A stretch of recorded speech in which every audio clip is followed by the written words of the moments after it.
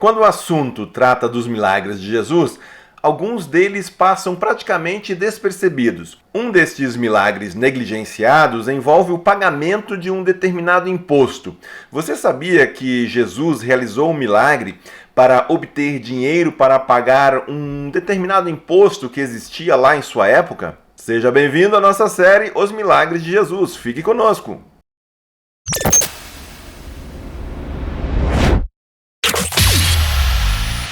Para nós que vivemos no Brasil, falar a respeito dos impostos e taxas significa abordar um assunto muito conhecido.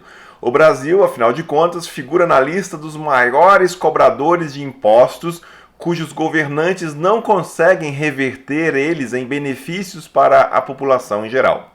As explicações para isso são diversas, porém, a péssima qualidade na gestão pública e a corrupção certamente figuram entre as razões principais. No Brasil, ao menos, não existe o tal imposto da igreja, como acontece na Alemanha, por exemplo, onde um membro oficial de uma igreja ligada ao Estado alemão precisa pagar um valor específico a mais, que então é direcionado pelo Estado para a igreja estatal. Com isso, se você abandona a igreja, por exemplo, está livre desse imposto que, alegadamente, serviria para sustentar as comunidades religiosas. E a Bíblia? Bom, a Bíblia também fala deste tema dos impostos. Em algumas vezes nós encontraremos relatos onde o imposto aparece.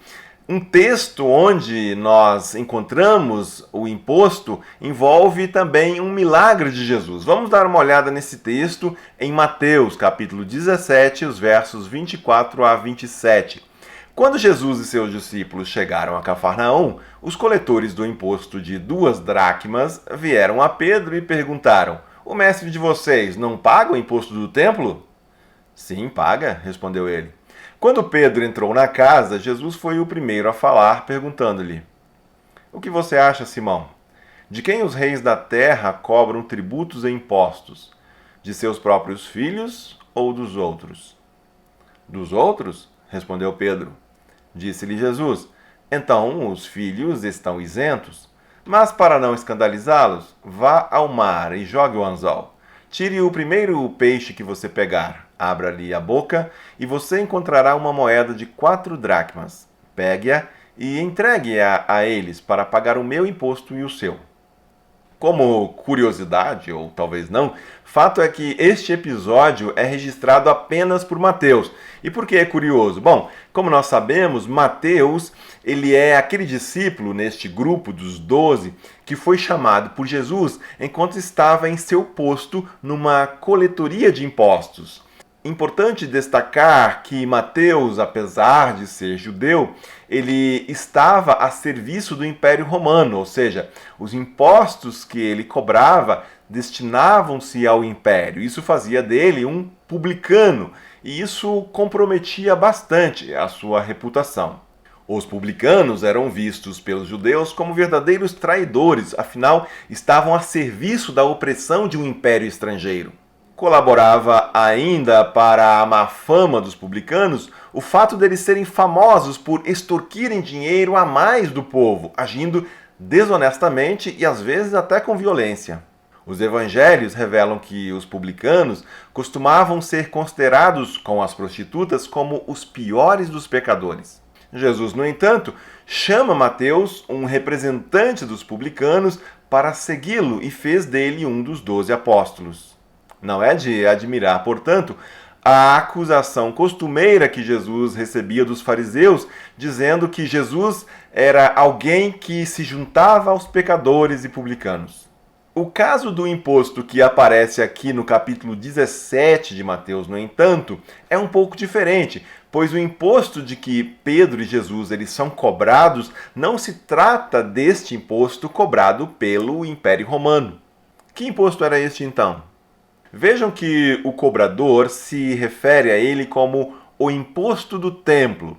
Não era, portanto, o mesmo imposto cobrado pelos publicanos e destinado aos romanos. O imposto em questão aqui era uma cobrança que abrangia apenas os judeus.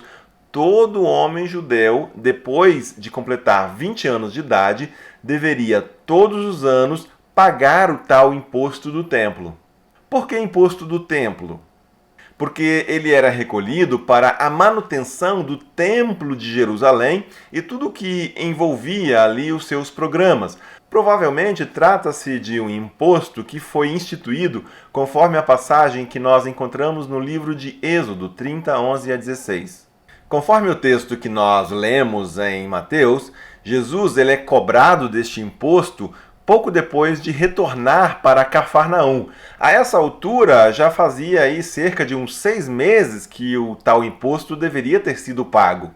Ou seja, sim, Jesus estava com o seu boleto atrasado. Brasileiro sabe como é chegar em casa e se deparar com o boleto do IPTU, IPVA e coisas do tipo. E o pior, né? Não ter dinheiro para pagar.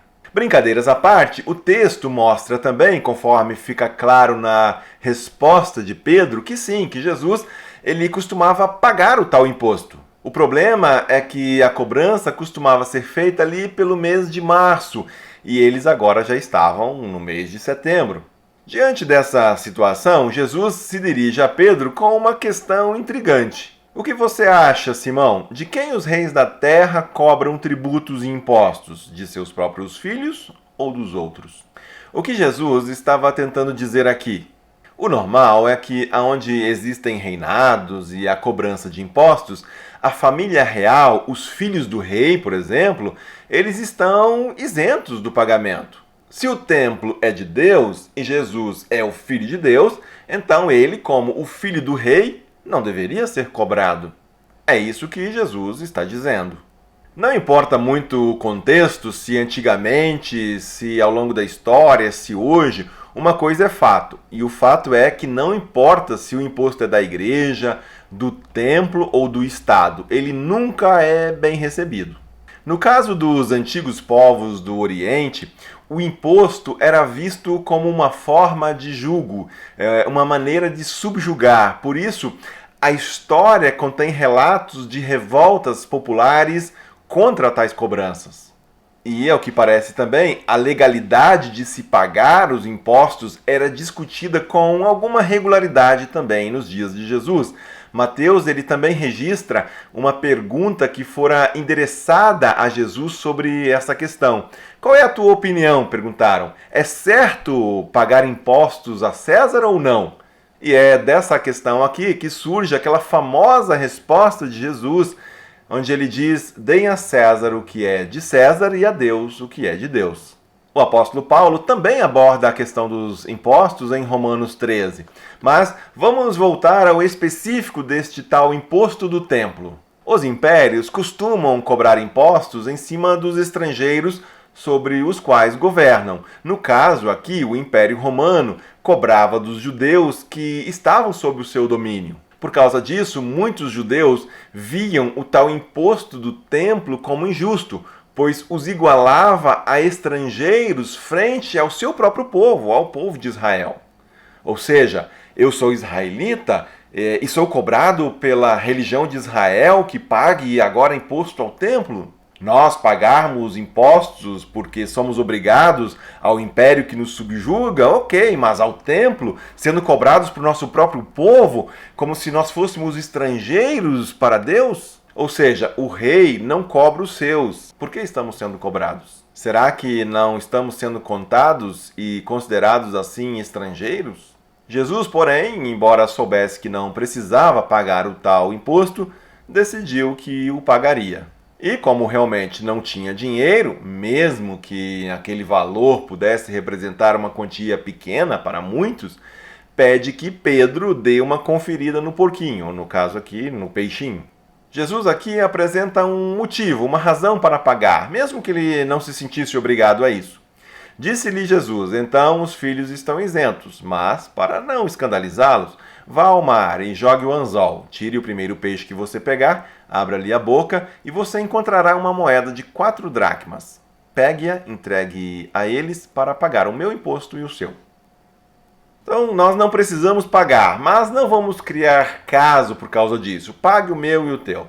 Claro que existem muitos preconceitos contra os milagres de Jesus e ainda outras razões que procuram encontrar uma explicação mais cabível, ou seja, uma explicação que, no fundo, exclua o milagre. Há quem diga que a ideia, na realidade, era que Pedro, um pescador que estava acostumado a sobreviver da pesca, fosse lá pegar uns peixes para vender e assim, quem sabe, conseguir o dinheiro suficiente para pagar o imposto.